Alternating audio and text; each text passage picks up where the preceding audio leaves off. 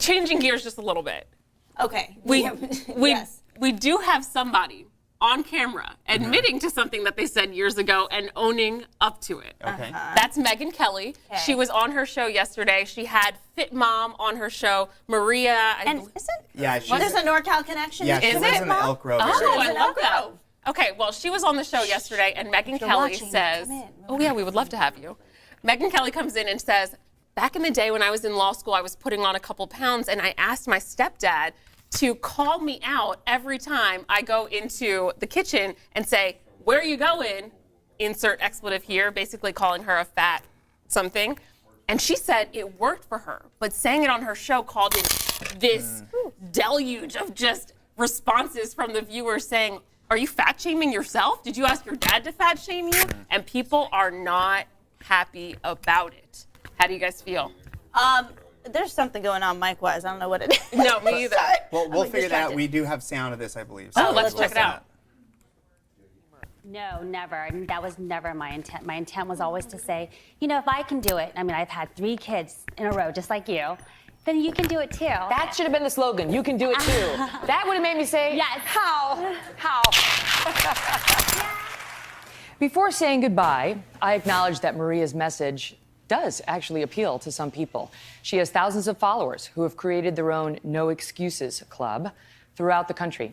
And then I revealed something even I used to do 25 years ago. Here we go. I am not an accountability coach, but if you go to my Facebook page, I'm in your face kind of every day. Like if I'm working out, you can work out too. That's what you should do. Yeah. You should parlay the shaming thing into a professional business. Well, you know, because some of us Only want to be Megyn. shamed. When I was in law school and I was come gaining on. weight, I said to my stepfather, if you see me go to that kitchen one more time, you say, where are you going, fat ass? Right? And it works. Well, you know, my husband does that to me all the time. It's just, come on, Megs.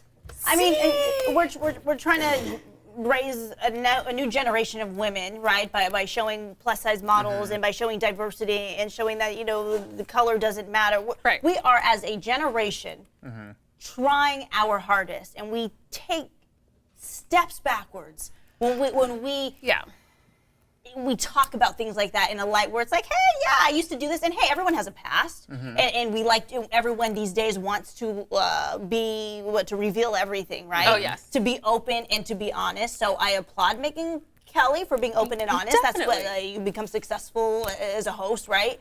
But when you say it and then go, I wish you would have followed it up with, but gosh, that was probably a really bad decision. I would Right. never do that with my daughters because that's instilling in her brain that if she wants to eat something or looks a certain way, then Right. she is a bad word. You know? Right, but at the same time- I understand the approach and being like holding yourself accountable. Hey, your friends and family are around you if you want to lose weight. Right. Please help me hold myself accountable. Yes, exactly. But you can say that, not, hey, please fat shame me. See, I don't think at that time she was thinking, hey, I'm going to ask my dad to fat shame me. She's just saying, I need some boundaries in my life. I'm not able to do it for myself, so I want to reach out to somebody that I love and care about who's going to look out for me. And that could be your friend, it could be your stepfather, and maybe she didn't go about saying it the right way, but there have been times that I was like, you know what? I wish my mom would have called me out and said something, and my mom and I have addressed this, she said, I wouldn't have ruined you that way because it can easily ruin your self-esteem if you think that you look a certain way. Because think about kids when they're growing up. Everything is perfect in their eyes. They don't see size. They don't see color. It's what other people put into their heads. So I agree with you. She should have picked a different way to say it.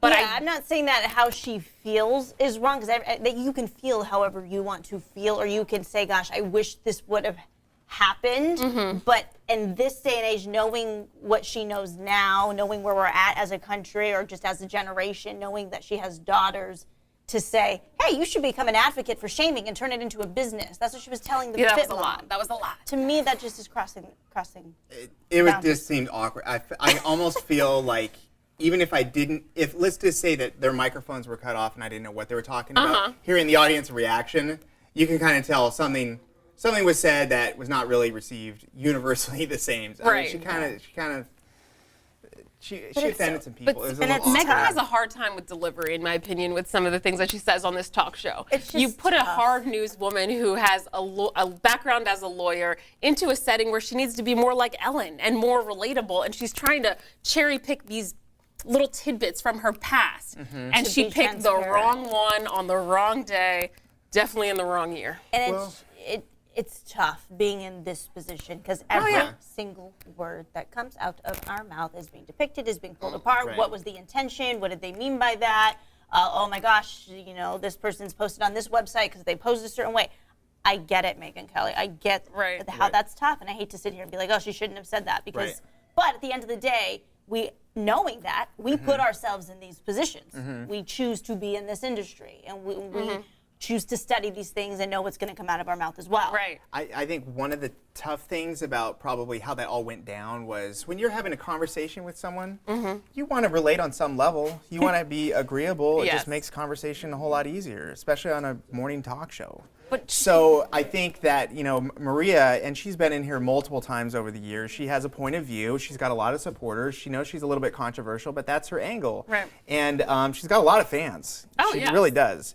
But, so so Megan's probably trying to agree with some of the points and some of her history and some of her point of view to make the conversation move along and bring up a relatable point, which then it seems like they both agree, even though maybe she was just saying, this in my life happened to your point, and then maybe there isn't the other side of the coin, or they ran out of time, or wasn't brought up, because that's just a soundbite.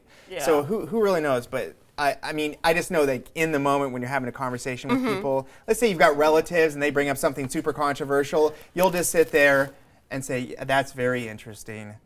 I get it. And Right. if you the have a camera was platform. on She you, has it a would seem like platform. you agree with them, maybe you don't. Let's just call it checking in, like Kimberly Morgan says in here. I don't want anyone to fat shame me. I just want to call it a check-in. So if you're trying to be your best self and I'm trying to be my best self and I'm going to be your accountability partner, we're going to check in with each other. How you doing? you go. How you feeling? Yes. I love you the way you are. Yes. You know what you need to do. Exactly. Boo boo. All right, everyone. It is 8:45. We got a show to do. At least Walt Gray does, and Yes. Rob Karl Mark. Oh, I'm back too. Coming back at 9. You're on at 9 as well? Yep. Okay, perfect. So all of them are on at 9. Don't forget. Okay, wait a minute. Mark S. Allen's not here, but his little treats are always lingering around. So we know Paddington 2. Isn't it Paddington 2? Yes. Yep. Okay, what else do we have here? Ooh. It's in theaters. When is it in theaters exactly today? Oh, Today. Bear claws. Bear Oh, claws. oh, you get it? I Go get take it. the kids to see Paddington 2. Oh my gosh, I want to see it even though I've never seen one. I want the pop-up. By the way, is the very reviews on cool. this one are really good. Are you going to take So- Lincoln and Math? No. It's too much. He's 1 year old. Not Michelle Matt, not Apon Matt. will I know. want people to enjoy the movie, not Yes. to try and figure out why I can't do anything to stop him from fussing. When it's on DVD, when it's on download, we'll, You need it we'll to hit download it for Netflix. you. Yeah. Everyone, have a beautiful weekend. MLK, yes, holiday this Yes. weekend. And it's foggy Oh, out yeah. there. There's a lot going on. Tune into There the is. news. ABC 10 coming up on your TV screen. Aww. Oh, here we go.